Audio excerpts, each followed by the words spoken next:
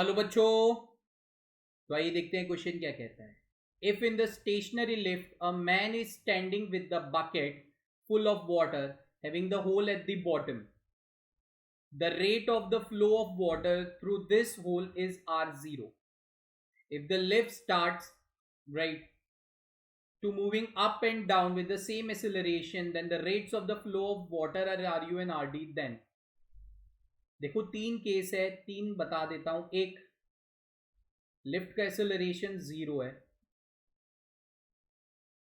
दूसरा, लिफ्ट ऊपर की तरफ एक्सेलरेट कर रही है।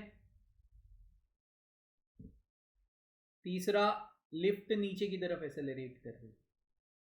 आदमी रुका हुआ है राइट, बकेट लेके आदमी रुका हुआ है राइट, बकेट लेके, और यहां पे भी आदमी रुका हुआ है बकेट लेके। तीनों बकेट में छेद होगा।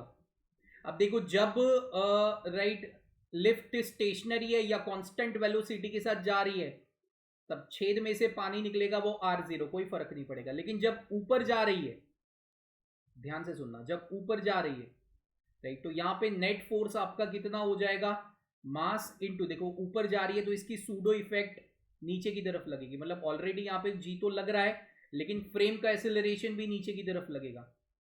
मतलब यहां पे आपका जो नेट फोर्स होगा राइट, ठीक है ना, वो डाउनवर्ड डायरेक्शन में आ जाएगा, तो पानी को तेजी से निकालेगा। अगर लिफ्ट ऊपर जा रही है तो पानी को एकदम तेजी से निकालेगा। तो ये आपका हो गया R you upward. R down, जब आर डाउन जाएगा, सिस्टम नीचे जा रहा है, तो इसकी सूडो इफेक्ट ऊपर लगेगी, और जी डाउनवर्ड डायरेक्शन में लग रहा है, तो इसका जो नेट फोर्स हो जाएगा वो क्या हो जाएगा, M of G minus A right.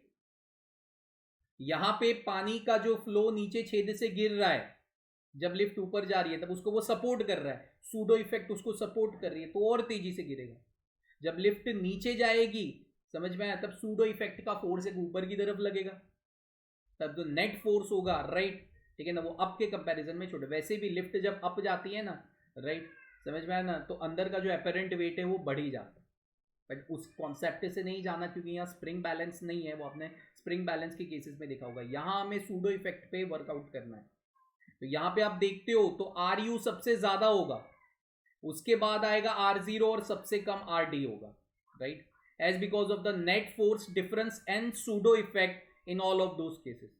इसलिए second option is the perfect answer for this specific question. Hope so you all understand this बच्चा जी। Thank you and all the best.